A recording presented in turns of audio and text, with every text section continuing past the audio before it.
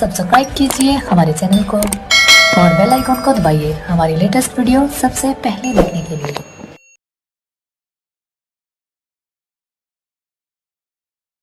Hello everyone, in this part we will talk about fertilization.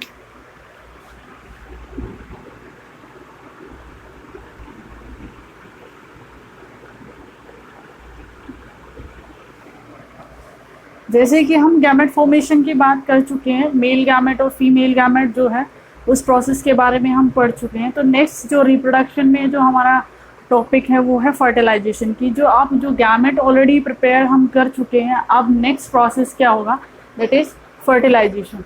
Fertilisation is the fusion of male and female gametes.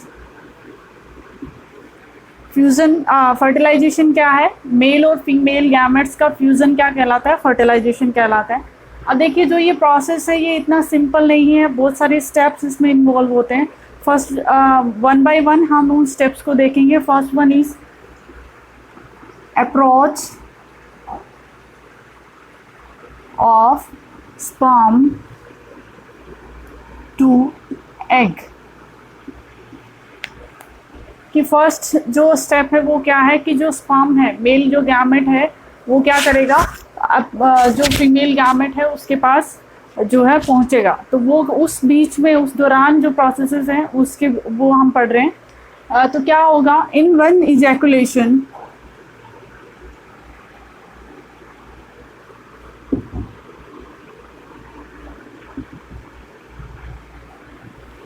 Three to 3.5 ml of semen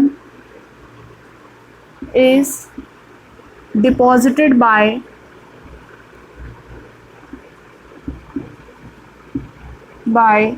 male in the vagina of female। कि जो first जो process क्या है कि जो mail है वो एक इजैकुलेशन में 3 to 3.5 ml जो सीमन है वो वेजाइना में इजैकुलेट करता है। उस सीमन में near about 200 to 300 millions sperm होते हैं। देखिए जो ये स्पर्म का जो इतना ज़्यादा नंबर है वो इसलिए है क्योंकि जो फीमेल का रिप्रोडक्टिव ट्रैक है उसमें स्पर्म के रास्ते में बहुत सारे हर्डल हैं, जिसकी वजह से बहुत कम नंबर ऑफ स्पर्म जो है वो फीमेल की जो एग है वहाँ तक पहुँच पाते हैं। इसीलिए जो नंबर है वो बहुत ज़्यादा है। The number of sperm in one ejaculation is 200 to 300 million. अब देखिए हम वो चीज़ें देखते हैं जो कि स्पर्म की हेल्प करते हैं फीमेल जो रिप्रोडक्टिव ट्रैक है उसमें मूव करने के लिए, ताकि वो जल्दी से जो है वो फीमेल गैमेट के पास पहुंच जाए। तो first one, help to sperm. कि ऐसे फैक्टर्स की हम बात करेंगे जो स्पर्म को हेल्प करेगा फीमेल वेजाइना में मूव करने के लिए, ताकि वो जल्दी से फीमेल जो गैमेट है उस तक पहुंच जाए। फर्स्ट हेल्प क्या होगी, lashing movement of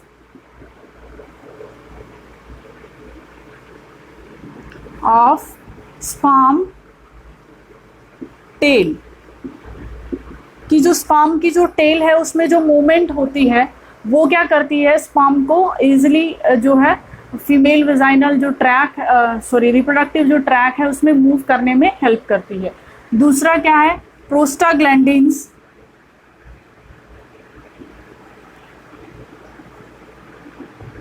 helps in contraction in female reproductive tract। कि जो प्रोस्टाग्लैंडिन है वो क्या करते हैं, फीमेल रिप्रोडक्टिव में कॉन्ट्रैक्शन क्रिएट करते हैं, और उस कॉन्ट्रैक्शन की जो डायरेक्शन है वो होती है वेजाइना से यूट्रस की तरफ, मतलब नीचे से ऊपर की ओर। तो क्या करेगा, वेजाइना से जो स्पर्म है उसको ऊपर की तरफ मूव करवाने में ये भी हेल्प करेगा। उसके बाद है एस्पायरेटरी मूवमेंट ऑफ यूट्रस। कि यूट्रस में एक सक्शन मूवमेंट क्रिएट होती है, जिसकी वजह से भी स्पर्म जो है वो स्पर्म की हेल्प होती है वेजाइना से फैलोपियन ट्यूब तक रीच करने में। Next is hurdles in the path of sperm और barrier, we can say barrier for sperm. Sperm के लिए जो फीमेल रिप्रोडक्टिव ट्रैक है उसमें बैरियर क्या है? First one is endometrium. जो फीमेल रिप्रोडक्टिव ट्रैक है उसकी जो वॉल्स हैं वो बहुत थिक हो जाती हैं, तो जो एंडोमेट्रियम है वो हर्डल का काम करती है स्पर्म के लिए कि इनको यहाँ से यहाँ स्विम करके जाना है, तो it act as an hurdle for the swimming in the sperm. कि जो स्पर्म का जो पाथ है उसमें अगर ये ऐसा इरेगुलर जो फोल्ड्स जो हैं एंडोमेट्रियम में, ये क्या करते हैं? हर्डल का काम करते हैं, तो जो मूवमेंट है वो स्लो हो जाती है। Next is pH of female reproductive tract. कि जो एसिडिक जो पीएच है फीमेल रिप्रोडक्टिव ट्रैक का, वो बहुत सारे स्पर्म को जो है वो किल कर देता है, तो ये भी एक हर्डल का काम कर रहा है, बैरियर है स्पर्म के लिए। And phagocytes in the female reproductive tract. Phagocytes जो हैं जो सेल्स प्रेजेंट हैं फीमेल रिप्रोडक्टिव ट्रैक में, वो क्या करते हैं? स्पर्म को एंगल्फ कर जाते हैं, खा जाते हैं। These are the barrier of sperm which prevent the sperm to reach up to the fallopian tube। कि ये हर्डल है, तो इसीलिए इन सब को हर्डल को मतलब ओवरकम करके और इन सब की हेल्प से जो number of sperm fallopian tube तक जो पहुंचते हैं वो है only 100। Only 100 sperm reach up to fallopian tube. Fallopian tube तक ओनली 100 जो स्पर्म हैं वही पहुंच पाते हैं out of 200 to 300 million sperm. इसीलिए जो नंबर ऑफ स्पर्म है उसका जो ज़्यादा होना वो इसीलिए इम्पॉर्टेंट है, क्योंकि जो अगर इतना स्पर्म प्रेजेंट होता तो कोई भी एक भी जो स्पर्म है वो गैमेट तक पहुंच ही नहीं पाता, फीमेल गैमेट तक, तो फर्टिलाइजेशन के चांसेस ही नहीं थे। इसीलिए जो नंबर ऑफ स्पर्म है सीमन में इसका काउंट ज़्यादा होता है। Next is capacitation.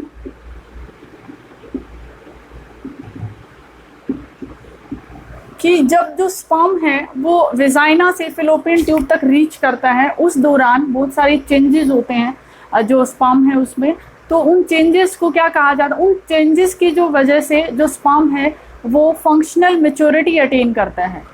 Capacitation is the process of attaining functional maturity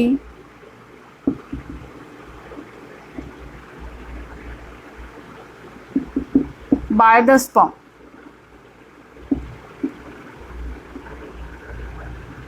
during its path from vagina to fallopian tube। कि वेजाइना से फैलोपियन ट्यूब तक रीच करने में स्पर्म के अंदर बहुत सारे चेंजेस होते हैं। उन चेंजेस की वजह से जो स्पर्म है वो बहुत ज़्यादा एक्टिव हो जाता है, फंक्शनली एक्टिव हो जाता है, इसे कहा जाता है कैपेसिटेशन। तो देखिए होता क्या है कि स्पर्म का जो इसमें कैपेसिटेशन के दौरान फर्स्ट जो प्रोसेस है वो है removal of sterol and glycoprotein present on the acrosome membrane।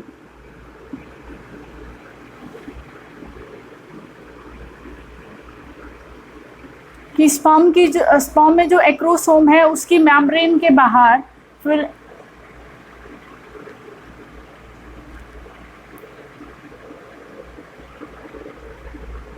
ये एक्रोसोम हो गया। इस एक्रोसोम की जो ये मेम्ब्रेन है यहाँ पर स्टीरोल और ग्लाइकोप्रोटीन प्रेजेंट होते हैं। ये क्या है, फीमेल रिप्रोडक्टिव ट्रैक में कुछ सब्सटेंसेस, कुछ केमिकल्स रिलीज होते हैं जिसकी वजह से ये क्या करते हैं, इन स्टीरोल और प्रोस्टाग्लैंडिन्स को यहाँ से रिमूव कर देते हैं और ये केमिकल्स के साथ जाकर ये ज्वाइन कर जाते हैं। ये स्टीरोल और ग्लाइकोप्रोटीन है, ये जिसकी वजह से जो ये एक्रोसोम की जो ये मेम्ब्रेन है ये वीक हो जाती है और परमिएबल हो जाती है। इसकी वजह से क्या होगा कि जो भी इसकी वजह से क्या होता है कि कैल्शियम जो आयन है वो उनका इन्फ्लक्स होता है, अंदर आ जाते हैं, जिसकी वजह से स्पर्म जो है वो मोर एक्टिव हो जाता है। ये कैल्शियम, इसके बाद का प्रोसेस है taking calcium ion bye sperm so it becomes more active, मतलब फंक्शनली मोर एक्टिव हो जाता है कैल्शियम आयन के अंदर आने से। और ये अंदर कैसे आता है कि जो मेम्ब्रेन के बाहर जो स्टीरोल और जो ग्लाइकोप्रोटीन प्रेजेंट है वो रिमूव हो जाते हैं फेलोपियन ट्यूब में, जिसकी वजह से ये मेम्ब्रेन है ये वीक हो जाती है। और जैसे ही ये स्पर्म पहुंचेगा तो ये एक्रोसोम के अंदर लाइसिन प्रेजेंट होता है, मीन्स लाइटिक एंजाइम्स प्रेजेंट होते हैं, जो कि एग की जो बाहर वाली मेम्ब्रेन है उनको तोड़ने में हेल्प करता है। तो ये लाइसिन अब यहाँ से रिलीज होएगा, तो ये मेम्ब्रेन अब वीक है, वो बाहर एग की जो मेम्ब्रेन है वहाँ उसके पास रिलीज हो सकता है।